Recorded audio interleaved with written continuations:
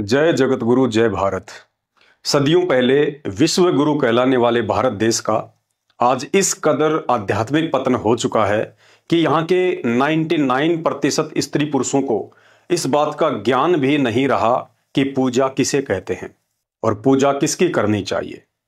फिर भी इस नासमझी के लिए भारत देश के समस्त धार्मिक लोगों को दोष देने के बजाय उन अज्ञानी और पाखंडी पेट पुजारी धर्म गुरुओं को ही दोषी ठहराऊंगा, जिन्होंने अंधों में काना राजा वाली कहावत को चरितार्थ करते हुए 4 शब्द संस्कृत के सीख कर अपनी वाक पटुता के सहारे सदियों से धर्म को मात्र धंधा ही बना रखा है। शंकराचार्यों सहित समस्त छोटे मोटे संत महात्मा मंडलेश्वर और रामकृष्ण की कथा सुनाकर पेट पाल रहे रामभद्राचार्य, अनिरुद्धाचार्य, देवकीनंदन ठाकुर, प्रेमानंद, धीरेन्द्र शास्त्री और रितेश्वर सहित सैकड़ों की संख्या में स्वयं को परम ज्ञानी समझने वाले इन अज्ञानी गुरुओं को पूजा की परिभाषा का भी ज्ञान नहीं है, जो कि भक्ति की पहली सीढ़ी है। भाई और बहनों, जिस भक्ति और पूजा के विषय को लेकर मैं आप लोगों के लिए जो वीडियोज बनाता हूं, असल में इस तरह के वीडियोज उन सभी लाखों लोगों को बनाने चाहिए जो लोग चंद पैसों के लिए दुनिया भर की फालतू की रील और शॉर्ट वीडियो बना बनाकर दुनिया का अनमोल समय और कीमती श्वासें बर्बाद कर रहे हैं। ये पैसा, जवानी और जोश मात्र 4 दिन का है। यदि इस जवानी को भक्ति में लगाने के बजाय इसी तरह बकवादों में बर्बाद कर दिया तो बुढ़ापे में जब शरीर निढाल और रोगी होकर भयंकर कष्ट देगा तो उस वक्त ये पैसा और दर्शक कुछ भी काम नहीं आएंगे। कहने का मतलब है, जिस परमात्मा ने अन्य पशु पक्षियों की योनियों से भिन्न व सर्वश्रेष्ठ जो यह मनुष्य शरीर हमें मात्र भक्ति करके मोक्ष प्राप्ति के लिए ही दिया है, यदि ना समझे में हमने इसे यूं ही बकवादों में बर्बाद कर दिया तो अंत में जीते जी यहां भी दुखी रहेंगे और मरने के बाद 84 लाख योनियों में गधे, कुत्ते, सूअर बनकर महाकष्ट उठाएंगे। भले ही मेरे वीडियो थोड़े लंबे होते हैं, परंतु सबके मतलब के होते हैं यदि ध्यान से थोड़ा सा विचार करके देखेंगे तो चलिए गुरु श्रेष्ठ सतगुरु रामपाल जी के आशीर्वाद से आपको शास्त्र विधि अनुसार पूजा की परिभाषा से परिचित करवाते हैं कि पूजा किसे कहते हैं और पूजा किसकी करनी चाहिए। अक्सर आप देखते हैं कि एक व्यक्ति सुबह सुबह शंकर जी के मंदिर में पूजा करके आता है, उसके बाद काम पर जाते समय रास्ते में हनुमान जी का प्रसिद्ध मंदिर आता है तो उसके आगे भी हाथ जोड़कर शीश झुकाते हुए आगे निकल जाता है, अर्थात उसने हनुमान जी की भी पूजा कर डाली। रास्ते में रेड लाइट पर जैसे ही रुकता है तो एक व्यक्ति तेल से भीगी हुई काली सी मूर्ति सामने रखकर कहता है, जय शनि महाराज। वह व्यक्ति उसमें भी श्रद्धा अनुसार रुपया 2 रुपया डालकर आगे बढ़ जाता है, अर्थात उसने शनि महाराज की भी पूजा कर डाली। ऑफिस पहुंचते ही स्टाफ से एक लड़का मिठाई का डब्बा सामने रखकर कहता है, सर मैंने पिछले वर्ष माता जी से मन्नत मांगी थी, मेरी मन्नत पूरी हो गई है, इसलिए आप भी मुंह मीठा कीजिए। अर्थात आपने माता जी के निमित्त लाई हुई मिठाई खाकर माता जी की भी पूजा कर डाली। कहीं राम कथा या श्याम कथा हो रही है तो वहां भी कथावाचकों के खान पान, व्यवहार और चरित्र को जाने पहचाने बिना ही उनके चरणों में दंडवत करके उनकी भी पूजा कर डालते हैं। इसके अलावा बरगद, पीपल, घास फूस, माई, मसानी, भैरव, सेठ, शीतला और भी 10-20 ऐसे देवी देवता होंगे यारी दोस्ती रिश्तेदारी में जिनकी पूजा अर्चना करते ही रहते हैं। भाई और बहनों, आप ये पूजा नहीं कर रहे बल्कि स्वयं के साथ बहुत बड़ा धोखा कर रहे हैं। आप शास्त्र विधि विधान को छोड़कर घर परिवार, आड़ोसी पड़ोसी, बाप दादाओं और समाज की देखा देखी भेड़ चाल चल रहे हैं, अर्थात मनमानी भक्ति कर रहे हैं, जिसका परिणाम अंत में 0 ही निकलता है। सनातन धर्म से निकले हुए हिंदू धर्म में चारों वेद और पवित्र गीता जी को पूजा पाठ और भक्ति के संबंध में सबसे उत्तम ग्रंथ माना जाता है और निसंदेह है भी। उसी पवित्र गीता के अध्याय नंबर 13 के श्लोक नंबर 10 में स्पष्ट बताया गया है कि पूजा क्या है और किस भगवान की करनी चाहिए। पहले आपको ध्यान से यह वीडियो देखकर 30 सेकंड में यह श्लोक और इसके अर्थ को समझना होगा, तो पहले आप ध्यान से सुनिए। श्रीमद् भगवद गीता के 13वें अध्याय का 10वां श्लोक, मयि चानन्य योगेन भक्तिर्व्यभिचारिणी विविक्त देश सेवित्व मरतिर्जन संसदी। एक प्रश्न है कि अव्यभिचारिणी भक्ति क्या होती है? अव्यभिचारिणी भक्ति का अर्थ है केवल एक सर्वशक्तिमान परमेश्वर को ही अपना स्वामी मानते हुए स्वार्थ और अभिमान का त्याग करके श्रद्धा और भाव के सहित परम परमेश्वर से भगवान का निरंतर चिंतन करना अव्यभिचारिणी भक्ति कहलाती है। तो भगवान कहते हैं मेरे प्रति तीव्र भक्ति, अनन्य भक्ति अव्यभिचारिणी भक्ति है। यानी बिना किसी उलटफेर के मेरे प्रति शुद्ध भक्ति का अभ्यास किया जाना चाहिए। श्लोक कहता है कि पूजा अर्थात भक्ति शुरू करने से पहले सर्वप्रथम तो एक सर्वशक्तिमान स्वामी अर्थात भगवान की पहचान करो। जब पहचान हो जाए तो शुद्ध भाव से तन मन धन समर्पित करके अव्यभिचारिणी भक्ति करनी चाहिए। अब आपने इस श्लोक में बताई गई मुख्यतः 3 बातों पर विचार विमर्श किए बिना ही भक्ति शुरू कर डाली तो समझ लीजिए आप ना घर के हैं ना घाट के, आपकी स्थिति भक्ति मार्ग में धोबी के कुत्ते जैसी है। पहला शब्द है एक सर्वशक्तिमान परमात्मा की पहचान। भाई और बहनों, हिंदू धर्म में मुख्यतः 90% लोग ब्रह्मा विष्णु महेश, उनके अंश अवतार श्री राम श्री कृष्ण और 33 करोड़ देवी देवताओं को ही भगवान मानकर पूजते हैं। लेकिन गीता जी का यह श्लोक कहता है कि इनमें से केवल एक को चुनना है जो सर्वशक्तिमान भगवान हो। कहते हैं एक सफल व्यापारी जब अनाज का सौदा करता है तो गोदाम में रखी हुई अनाज की हजारों बोरियों को खोल खोल कर नहीं बल्कि 2 या 3 बोरियों में ही परखी मारकर देख लेता है कि गोदाम में रखी बाकी बोरियों का अनाज किस किस्म का होगा। तो चलिए सभी 33 करोड़ देवी देवताओं को चेक करने के बजाय इन सभी के मुखिया ब्रह्मा विष्णु महेश को ही शास्त्रों से चेक करके देख लेते हैं कि इन तीनों में सर्वशक्तिमान भगवान कौन है, ताकि उसके बाद हम भक्ति शुरू कर सकें। सर्वप्रथम श्री ब्रह्मा जी को चेक करते हैं कि ये सर्वशक्तिमान है या नहीं। संक्षिप्त श्री मध्देवी भागवत सचित्र मोटा टाइप केवल हिंदी, गीता प्रेस गोरखपुर से प्रकाशित, कोड नंबर 1133, संपादक हैं हनुमान प्रसाद पोदार चिमनलाल गोस्वामी। इसके तीसरे स्कंद पेज नंबर 130 पर स्पष्ट लिखा हुआ है कि एक समय नारद जी ने अपने पिता ब्रह्मा जी से पूछा कि किस देवता की पूजा करनी चाहिए तथा कौन देवता सबसे बड़े एवं समर्थ हैं। ब्रह्मा जी ने कहा, बेटा मैं इस प्रश्न का क्या जवाब दूं, ये तो बड़ा ही जटिल है, तुम भगवान विष्णु से इसका उचित समाधान पा सकते हो। भाई और बहनों, आज हम पढ़े लिखे हैं, शिक्षित हैं, पूर्वजों की तरह अनपढ़ नहीं हैं और ये सभी शास्त्र हमारे सामने हैं, जिसमें श्री ब्रह्मा जी ने यह स्वीकार करते हुए हाथ खड़े कर डाले कि ना ही तो मैं सबसे बड़ा समर्थ देवता हूं और ना ही मैं पूजा के लायक हूं।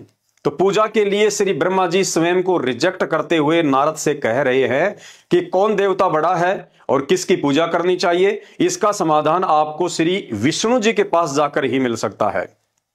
तो यहां पूजा के लिए श्री ब्रह्मा जी को रिजेक्ट करते हुए अब हम श्री विष्णु जी को चेक करते हैं कि वे सर्वशक्तिमान भगवान हैं या नहीं। श्रीमद देवी भागवत सचित्र मोटा टाइप केवल हिंदी, गीता प्रेस गोरखपुर से प्रकाशित, संपादक श्री हनुमान प्रसाद पोदार चिमनलाल गोस्वामी, पहला स्कंद पेज नंबर 44। स्पष्ट लिखा हुआ है कि एक समय ब्रह्मा जी श्री विष्णु जी से मिलने के लिए गए तो देखा कि श्री विष्णु जी महान तप कर रहे थे, उनकी समाधि लगी थी। यह देखकर ब्रह्मा जी को बड़ा आश्चर्य हुआ। ब्रह्मा जी ने श्री विष्णु जी से पूछा, प्रभु आप देवताओं के अध्यक्ष जगत के स्वामी, फिर आप क्यों तपस्या कर रहे हैं और किस देवता की आराधना में ध्यानमग्न है? मुझे असीम आश्चर्य तो यह हो रहा है कि सारे संसार के शासक होते हुए भी आप किसकी समाधि लगाए बैठे हैं। ब्रह्मा जी के यह विनीत वचन सुनकर श्री हरि अर्थात विष्णु जी उनसे कहने लगे, ब्रह्मा जी सावधान होकर सुनो, देवता दानव और मानव सब यही जानते हैं कि तुम सृष्टि रचते हो, मैं पालन करता हूं और शंकर जी संहार करते हैं, किंतु यह रचने पालने और संहार करने की जो योग्यता हमें मिली है इसकी अधिष्ठात्री शक्ति देवी है अर्थात दुर्गा जी है। इसलिए मुझ विष्णु की नजर में दुर्गा से बढ़कर दूसरा कोई देवता नहीं है। भाई और बहनों, जब ब्रह्मा जी ने श्री विष्णु जी को भी किसी और की भक्ति करते देखा तो ब्रह्मा जी को भी बुखार चढ़ गया कि मैं तो श्री विष्णु से बढ़कर किसी और को भगवान मानता ही नहीं था। लेकिन अब पता चला कि इनसे ऊपर भी कोई भगवान है और पूछने पर श्री विष्णु जी ने साफ साफ बता ही दिया कि भाई ब्रह्मा जी, मैं बड़ा भगवान नहीं हूं और ना ही पूजा के योग्य हूं, मैं तो खुद शक्ति देवी अर्थात दुर्गा की भक्ति करता हूं और मेरी नजर में उससे बढ़कर दूसरा कोई देवता नहीं है। तो चलिए यहां हम श्री विष्णु जी को भी पूजा के लिए रिजेक्ट करते हैं क्योंकि इन्होंने अपने से बढ़कर श्री दुर्गा जी को बता दिया है। तो चलिए अब हम श्री दुर्गा जी को चेक करते हैं कि यही फाइनल भगवान है या इससे भी ऊपर कोई और है। श्रीमद देवी भागवत सचित्र मोटा टाइप केवल हिंदी, गीता प्रेस गोरखपुर से प्रकाशित, कोड नंबर 1133, संपादक हनुमान प्रसाद पोदार, चिमनलाल गोस्वामी। इसके 7वें स्कंद पर पेज नंबर 564 पर श्री दुर्गा जी हिमालय राजा को ज्ञान उपदेश देते समय ब्रह्म स्वरूप का वर्णन कर रही है कि हे राजन, अन्य सभी की भक्ति छोड़कर एकमात्र ब्रह्म की भक्ति करनी चाहिए, और बताया कि वह ब्रह्म दिव्य खंभ रूपी आकाश अर्थात ब्रह्मलोक में रहता है और उसका ओम मंत्र है। अर्थात श्री दुर्गा जी भी वो एकमात्र सर्वशक्तिमान भगवान नहीं है जिसकी पूजा हमने शुरू करनी चाहिए, क्योंकि उन्होंने राजा हिमालय को ज्ञान देते हुए ब्रह्म भक्ति को ही सर्वश्रेष्ठ बताया है। तो यहां भक्ति के मामले में हम श्री दुर्गा जी को भी रिजेक्ट करते हैं और जानते हैं ये ब्रह्म कौन है, कहां रहता है, यही एकमात्र सर्वशक्तिमान भगवान है या इस ब्रह्म से भी ऊपर कोई अन्य भगवान है। पवित्र गीता जी अध्याय 8 श्लोक नंबर 13 में गीता जी का ज्ञान देते समय यह ब्रह्म अपना नाम लेकर स्वयं कह रहा है कि ओम इति एक अक्षर ब्रह्म व्यवहारण माम अनुशमरण ये प्रयाति तजन देहम सयाति परमाम गतम। अर्थात मैं ब्रह्म हूं और मेरा तो एकमात्र सुमरण करने का अर्थात जाप करने का ओम मंत्र है। जो अंतिम श्वास तक इस मंत्र का जाप करते करते शरीर छोड़ देता है वह व्यक्ति मेरी वाली परम गति को प्राप्त करता है। तो भाई और बहनों, अब इस ब्रह्म की परम गति क्या है उसे भी जानना पड़ेगा। परम गति का मतलब होता है यह ब्रह्म जिस लोक में रहता है उस लोक में जाने के बाद भी मोक्ष है या नहीं, या वहां से भी वापस धरती पर आकर 84 लाख योनियों में गधा कुत्ता सुअर ही बनना पड़ेगा। क्योंकि आज हमने निष्कर्ष निकाल कर ही छोड़ना है कि इन 33 करोड़ देवी देवताओं में से सबसे सुप्रीम भगवान कौन है। अब गीता जी अध्याय 8 के श्लोक नंबर 16 में इस ब्रह्म ने भी हाथ खड़े कर दिए और कह रहा है कि अर्जुन, मेरे ब्रह्मलोक से लेकर सभी लोग पुनरावर्ती में हैं। पुनरावर्ती का अर्थ है जहां जाने के बाद इस प्राणी को फिर से कष्ट भोगने के लिए संसार में ही आना पड़े। अर्थात ब्रह्म की भक्ति करने वालों का भी पूर्ण मोक्ष नहीं है। और होगा भी कैसे? क्योंकि हमारे धर्म गुरुओं की तो आंखें फूटी पड़ी थी, जो गीता जी अध्याय 7 श्लोक नंबर 18 को समझ नहीं पाए, जिसमें बेचारा ब्रह्म खुलकर कह रहा है कि अर्जुन, मेरी भक्ति तो बहुत ही घटिया स्तर की भक्ति है, अर्थात अनुत्तम है। लेकिन यहां हमारे तत्व ज्ञानहीन धर्म गुरुओं ने अनुवाद करते समय अनुत्तम शब्द को अति उत्तम लिख दिया, जो कि सरासर गलत है। क्योंकि अनुत्तम शब्द का अर्थ कभी भी अति उत्तम नहीं होता, बल्कि घटिया होता है। चलो कोई बात नहीं, इनकी पोल गीता जी अध्याय नंबर 18 के श्लोक नंबर 62 में अच्छे से खुलने वाली है, जहां यह ब्रह्म स्वयं कह रहा है तमेव शरणम गच्छ सर्वे भावेन भारत तत्प्रसादात परम शांतिम स्थानम प्राप्स्यसि शाश्वतम। अर्थात हे भारत, तू सब प्रकार से उस परमेश्वर की ही शरण में जा, उस परमात्मा की ही कृपा से तू परम शांति व शाश्वत स्थान को प्राप्त होगा, अर्थात तेरा पूर्ण मोक्ष होगा। भाई और बहनों, स्पष्ट लिखा हुआ है, आप देख सकते हैं। अब आप ही बताइए, यदि ब्रह्म ही सर्वशक्तिमान होता या इसकी भक्ति करने से ही शांति और परम गति अर्थात मोक्ष मिलना होता, तो इस 18वें अध्याय के 62वें श्लोक में इसे किसी और परमात्मा की शरण में जाने के लिए कहने की आवश्यकता नहीं पड़ती। अर्थात जांच पड़ताल के बाद एकमात्र सर्वशक्तिमान भगवान की लिस्ट में से इस ब्रह्म को भी रिजेक्ट किया जाता है। यह भी पूजा के योग्य नहीं है, जिस पूजा से अगले जन्मों में गधे कुत्ते सुअर बनने से बिल्कुल भी नहीं बचा जा सकता।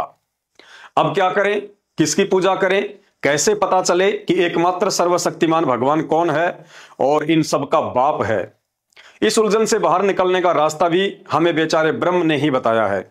गीता जी अध्याय 4 के श्लोक नंबर 34 में यह ब्रह्म कह रहा है तत्विधि प्रणिपातेन परिप्रश्नेन सेवैया उपेक्षयन्ति ते ज्ञानम ज्ञानीन तत्वदर्शीन। अर्थात सृष्टि में एक सर्वशक्तिमान पूजा के योग्य परमात्मा कौन है, उस ज्ञान को तू तत्व ज्ञानियों के पास जाकर समझ। उनको भली भांति दंडवत प्रणाम करने से, उनकी सेवा करने से और कपट छोड़कर सरलता पूर्वक प्रसन्न करने से वे परमात्म तत्व को भली भांति जानने वाले ज्ञानी महात्मा तुझे उस तत्व ज्ञान का उपदेश करेंगे। भाई और बहनों, यहां ब्रह्म ने बिल्कुल साफ साफ शब्दों में जो कुछ भी कहना था दो टूक जवाब दे दिया है। जिसने भक्ति करनी है वो तो समझ जाएगा, और जिसने बकवाद करके अगले जन्मों में यही गधा कुत्ता और सुअर बनकर वहां कष्ट भोगना है तो भोगता रहे। ब्रह्म कह रहा है कि भाई, इन 33 करोड़ देवी देवताओं ब्रह्मा विष्णु महेश और दुर्गा से तो मेरी ब्रह्म की भक्ति अच्छी है, लेकिन मेरी भक्ति से भी पूर्ण मोक्ष नहीं है। अर्थात कुछ समय मेरे ब्रह्मलोक में रहकर तुम्हें फिर नरक में और धरती पर गधे कुत्ते सुअर बनने के लिए जाना ही पड़ेगा। यदि तू वास्तव में भक्ति करके पूर्ण मोक्ष चाहता है तो भाई किसी तत्वदर्शी संत की शरण में जा, उसके सत्संग सुन, उसको दंडवत प्रणाम करके सरलता पूर्वक भक्ति और भगवान के बारे में सवाल कर, कपट छोड़कर उसकी सेवा कर। वो तत्वदर्शी महात्मा ही तुझे 84 लाख योनियों के महाकष्ट से बाहर निकलने का रास्ता बता सकता है। दूसरा सृष्टि में कोई समाधान नहीं है। भाई और बहनों, अब आप 2, 5, 10, 15 जितने भी दिन का समय लेना चाहो ले सकते हैं। मैं पवन दास, उसी तत्वदर्शी संत का अदना सा शिष्य, आप लोगों की आंखें खोलने के लिए 1 करोड़ रुपए नगद इनाम की घोषणा करता हूं। यदि वर्तमान में आप संत रामपाल जी महाराज जी के अलावा धरती पर किसी भी एक ऐसे संत महात्मा का नाम बता दो जो वास्तव में तत्वदर्शी संत हो, या उसके नाम से पहले उसके अनुयायी तत्वदर्शी शब्द का प्रयोग करते हो, या धरती पर किसी भी संत को तत्व ज्ञान हो, या गूगल पर भी हिंदी या अंग्रेजी में तत्वदर्शी संत लिखकर सर्च करने के बाद संत रामपाल जी भगवान के अलावा किसी दूसरे संत का नाम आता हो कि वो भी तत्वदर्शी है, तो निसंकोच होकर मुझ पवन दास से आप अपना इनाम प्राप्त कर लेना। तत्वदर्शी संत रामपाल जी भगवान के अलावा आज धरती पर दूसरा कोई भी संत महात्मा या शंकराचार्य नहीं है जो हम 84 में फंसे हुए मंदबुद्धि इंसानों को बाहर निकलने का पूर्ण ज्ञान और समाधान बता सके। जिस तत्वदर्शी संत सतगुरु रामपाल जी भगवान को धर्मशास्त्र व अध्यात्म की नासमझी के चलते आप लोग हल्के में ले रहे हैं, उनके चरणों में शीश झुकाकर भक्ति करने के लिए तो साक्षात ब्रह्मा विष्णु महेश भी तरसते हैं। लेकिन उनका दुर्भाग्य है कि वो देवता बनकर इस ब्रह्म अर्थात काल की 84 लाख योनियों के चक्कर में फंसे पड़े हैं, क्योंकि मोक्ष की प्राप्ति केवल मनुष्य शरीर में ही संभव है, देव शरीर में नहीं। इतनी बात तो हमारे ज्ञानहीन अन्य धर्मगुरु भी अपने कथाओं में चिल्लाते रहते हैं कि मानव जन्म अनमोल है, मानव जन्म अनमोल है। तो भाई और बहनों, 3 मुख्य बातों में से सबसे पहली बात थी एक सर्वशक्तिमान परमात्मा की पहचान। तो पहचान के लिए ब्रह्म ने हमें तत्वदर्शी संत की ओर इशारा कर दिया है, अतः उसके लिए आपने YouTube पर तत्वदर्शी संत रामपाल जी भगवान के द्वारा बताई गई सृष्टि रचना के वीडियो देखने व समझने होंगे। दूसरी मुख्य बात है उस एक सर्वशक्तिमान भगवान की पहचान के बाद शुद्ध भाव और तन मन धन से समर्पित होकर उसकी भक्ति करना। अब विचारणीय बात यह है कि भक्ति करने वाले व्यक्ति के विचारों में और तन मन में शुद्धता तो उसी वक्त संभव है जिस सर्वशक्तिमान भगवान की वो भक्ति करेगा। उस भगवान का तन मन और विचार कितने शुद्ध हैं, क्योंकि पूजा करने से उस इष्ट के विचार हमारे अंदर स्वतः ही आने लगते हैं। जैसे उदाहरण के लिए आप किसी नशेड़ी व्यक्ति की संगति करेंगे तो कुछ समय बाद नशा करना आपकी आदत हो जाएगी। आप किसी चरित्रहीन व्यक्ति की संगति करेंगे तो कुछ दिनों के बाद स्वतः ही आपकी सोच भी गंदी हो जाएगी। तो चलिए एक बार शुद्ध विचार और तन मन की पवित्रता को लेकर भी हम श्री ब्रह्मा विष्णु महेश जी को शुरू से ही चेक करते हैं कि ये तीनों देवता चरित्र और शुद्ध विचारों के मामले में कितने पाक साफ हैं। श्री ब्रह्मा जी के चरित्र के विषय में जानकारी हमें श्री मत्स्य महापुराण से मिलती है। श्री ब्रह्मा जी रजोगुण के स्वामी हैं, अर्थात तीनों देवताओं में से सबसे ज्यादा विषय वासना श्री ब्रह्मा जी के अंदर पाई जाती है, और इसी रजोगुण के कारण साफ सुथरे चरित्र के मामले में श्री ब्रह्मा जी फेल हो जाते हैं। मत्स्य महापुराण सचित्र हिंदी अनुवाद सहित 3रा अध्याय, page number 22, code number 557, Gita Press Gorakhpur से प्रकाशित। इसमें श्री ब्रह्मा जी के चरित्र के विषय में स्पष्ट लिखा हुआ है कि श्री ब्रह्मा जी की पुत्री सरस्वती, जिसे सतरूपा भी कहा जाता है, वह बहुत ही सुंदर और युवा थी। रजोगुण युक्त श्री ब्रह्मा जी अपनी पुत्री के यौवन पर मंत्र मुग्ध हो गए, नजर हटाई से भी नहीं हट रही थी। सरस्वती जैसे ही अपने पिता श्री ब्रह्मा जी को प्रणाम करने के लिए उनके चरणों में झुकी तो श्री ब्रह्मा जी अपने आप को रोक नहीं पाए और सरस्वती के साथ संभोग कर्म किया। फिर उसी सरस्वती के गर्भ से स्वयंभू मनु का जन्म हुआ, जिसे वेदों का ज्ञाता कहा जाता है, जो ब्रह्मा जी का मानस पुत्र भी कहलाता है। उसी मनु से आगे चलकर सतयुग में पंडितों को शास्त्रों का थोड़ा बहुत ज्ञान हुआ। भाई और बहनों, पूज्य गुरुदेव सतगुरु रामपाल जी भगवान के आशीर्वाद से जैसा मैं आपको बता रहा हूं, एक एक शब्द ऐसे ही लिखा हुआ है। प्रमाण के लिए यह मत्स्य महापुराण आपके सामने है, देख सकते हैं। भाई और बहनों, शुद्ध विचार और चरित्र के मामले में श्री ब्रह्मा जी भी पूजा के योग्य नहीं है, इसलिए श्री ब्रह्मा जी भी रिजेक्ट किए जाते हैं। दूसरे नंबर पर श्री विष्णु जी के चरित्र और विचारों की एक झलक देखते हैं कि इस मामले में वे भी पाक साफ हैं या नहीं। संक्षिप्त ब्रह्म वैवर्त पुराण, सचित्र मोटा टाइप, केवल हिंदी, गीता प्रेस गोरखपुर से प्रकाशित, कोड नंबर 631, इसके पेज नंबर 182 पर प्रकृति खंड में स्पष्ट लिखा हुआ है कि चरित्र के मामले में श्री विष्णु जी पर भी अनेकों दाग लगे हुए हैं। एक समय देवताओं और राक्षसों में भीषण युद्ध छिड़ गया जो हजारों वर्षों तक चलता रहा। इंद्र सहित सभी देवताओं को जंगलों में जाकर समय व्यतीत करना पड़ा। फिर सभी देवता जमा होकर श्री शंकर जी के पास गए, लेकिन शंकर जी भी राक्षसों को पराजित ना कर सके। अंत में देवी भगवती से प्रार्थना की गई। देवी भगवती अर्थात दुर्गा ने अपने सारे अस्त्र शस्त्र चला लिए, परंतु शंखचूड़ राक्षस को पराजित नहीं कर सकी। अंत में देवी ने पाशुपतास्त्र का प्रयोग करना चाहा तो ब्रह्म की आकाशवाणी हुई कि इस भयंकर राक्षस शंखचूड़ को उस समय तक नहीं मारा जा सकता है जब तक कि इसकी पतिव्रता पत्नी तुलसी का पतिव्रता धर्म ना तोड़ा जाए। अंत में सभी इकट्ठे होकर श्री विष्णु जी के पास गए और सारी बात बताई। श्री विष्णु जी ने एक ब्राह्मण का रूप बनाकर धोखे से शंखचूड़ राक्षस का कवच दान में लिया और उधर से अंतर्ध्यान होकर शंखचूड़ का रूप बनाकर उसकी पत्नी तुलसी के पास पहुंच गए। तुलसी ने अपना पति समझकर उसे संभोग के लिए समर्पण कर दिया। जैसे ही तुलसी का पतिव्रता धर्म टूटा तो उधर शंखचूड़ युद्ध में देवताओं से मारा गया। हकीकत का पता चलने पर तुलसी ने श्री विष्णु जी को श्राप दे दिया। भाई और बहनों, श्री विष्णु और श्री शंकर जी को हम सर्वशक्तिमान भगवान मानकर पूज रहे थे। उनमें इतनी भी शक्ति नहीं थी कि समस्त देवताओं के साथ मिलकर वे दोनों उस शंखचूड़ दानव का भी कुछ बिगाड़ पाते। उस कार्य के लिए भी श्री विष्णु जी को धोखाधड़ी करते हुए एक चरित्रहीन व्यक्ति की भूमिका निभाकर अपने दामन पर दाग लगाने पड़े। सोचिए, जब उनकी पत्नी श्री लक्ष्मी जी को इस बात का पता चला होगा तो घर में कितने दिनों तक झगड़ा रहा होगा। अर्थात यहाँ पाक साफ चरित्र के मामले में श्री विष्णु जी भी रिजेक्ट किए जाते हैं, अर्थात ये भी पूजा के योग्य भगवान नहीं है। तीसरे नंबर पर श्री शंकर जी आते हैं, लेकिन देवों के देव महादेव कहे जाने वाले श्री शंकर जी तो मोहिनी को लेकर वैसे ही जग विख्यात हैं। श्री भागवत सुधा सागर, जिसे सुख सागर भी कहते हैं, गीता प्रेस गोरखपुर से प्रकाशित, कोड नंबर 1930, 12वां अध्याय, 8वां स्कंद, पेज नंबर 549 पर शादीशुदा होने के बावजूद अपनी पत्नी के ही सामने मोहिनी के साथ जो कुकृत्य श्री शंकर जी ने किया उसे सार्वजनिक तौर पर बताते हुए मुझे भी शर्म आ रही है। अतः पेज नंबर और अध्याय आपको बता दिया है, कभी भी एकांत में पढ़ लेना।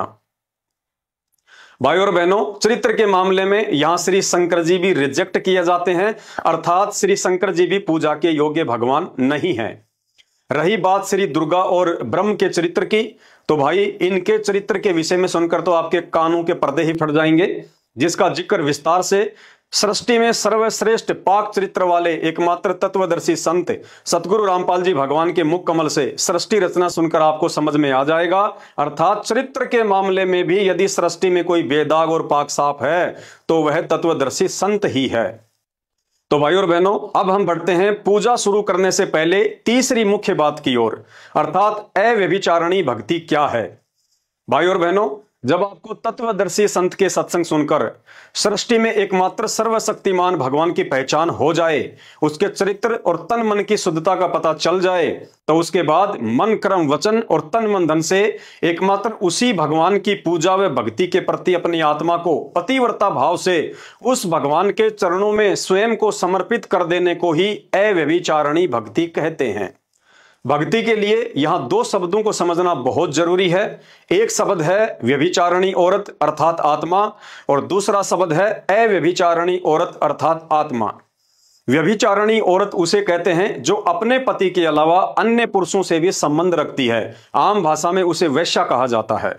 और अव्यभिचारिणी औरत उसे कहते हैं जो पतिव्रता होती है, अपने पति के अलावा सौपन में भी किसी अन्य पुरुष को पति के भाव से नहीं देखती है, चाहे कोई कितना ही सुंदर या धनवान क्यों ना हो। ठीक इसी प्रकार अव्यभिचारिणी भक्ति का अर्थ है उस तत्वदर्शी संत के बताए अनुसार केवल एक ही भगवान की भक्ति करना, बाकी अन्य किसी भी माई मसाणी, सेठ शीतला, भैरव, भूत, हनुमान, शनि महाराज, ब्रह्मा, विष्णु, महेश, दुर्गा, काल, महाकाल या किसी भी धर्मगुरु आदि में बिल्कुल भी आस्था ना रखना। और हमारी यह झूठी आस्था इन समस्त आधे अधूरे देवी देवताओं से उस समय अपने आप ही हटती चली जाएगी जब हम धैर्य के साथ निष्पक्ष भाव से YouTube पर उस एकमात्र तत्वदर्शी संत सतगुरु रामपाल जी भगवान के ध्यान से सत्संग सुनना शुरू करेंगे। भाइयों और बहनों, परमात्मा कबीर जी सहित सभी संत महात्माओं ने बार बार इसी बात पर जोर दिया है कि गुरु बड़े हैं गोविंद से, मन में देख विचार, हरि सुमरे सो रह गए और गुरु भजे हुए पार। अर्थात गुरु धारण किए बिना किसी भी देव महादेव की भक्ति करने वाला अंत में यही लक 84 में पशु पक्षी बनकर धक्के खाता रहता है। फिर कहा है, 7 दीप 9 खंड में गुरु से बड़ा ना कोई, भगवान करे ना कर सके, गुरु करे सो होय। अर्थात इस सृष्टि में गुरु से बढ़कर किसी भी भगवान को समर्थ और पूजनीय नहीं बताया गया है, क्योंकि गुरु के बिना ना ही तो भक्ति बन सकती है और ना ही यह प्राणी मुक्ति का अधिकारी बन सकता है। इसी बात को ध्यान में रखकर त्रेता युग में श्री रामचंद्र जी ने भगवान होते हुए भी श्री वशिष्ठ जी को अपना गुरु बनाया और द्वापर युग में श्री कृष्ण जी ने भगवान होते हुए भी श्री दुर्वासा जी को अपना गुरु बनाया। फिर आप और हम कलयुग के 2 कौड़ी के इंसानों की क्या औकात है जो बिना गुरु के भक्ति सफल कर लेंगे। अतः सभी हिंदू मुस्लिम सिख ईसाई भाई बहनों से प्रार्थना है, ईमान गुमान, पद प्रतिष्ठा, धन दौलत, जोश जवानी, यारी दोस्ती, जान पहचान, नेता नांगड़े और कार कोठियां मुश्किल से सिर्फ इसी जीवन तक के साथी हैं। मरने के बाद इनमें से एक भी ना ही तो आपके साथ जाएगा और ना ही आपके कर्म कुकर्मों में भागीदार होगा। आपकी करनी फिर अगले जन्मों में गधे कुत्ते सुअर बनकर आपने स्वयं ही इन गलियों में नंगे भूखे प्यासे रहकर भोगनी पड़ेगी। भाइयों और बहनों, इन समस्त कर्म कुकर्मों का झंझट तत्वदर्शी संत की भक्ति के बिना इस सृष्टि में दूसरा और कोई नहीं है जो समाप्त कर सके। इसलिए नादानी छोड़ो और फालतू के काम धंधों से समय निकालकर तत्वदर्शी संत सतगुरु रामपाल जी भगवान के YouTube पर सत्संग सुनिए और इस मानव जन्म को सफल कीजिए। धन्यवाद। बंदी छोड़ सतगुरु रामपाल जी भगवान की जय हो।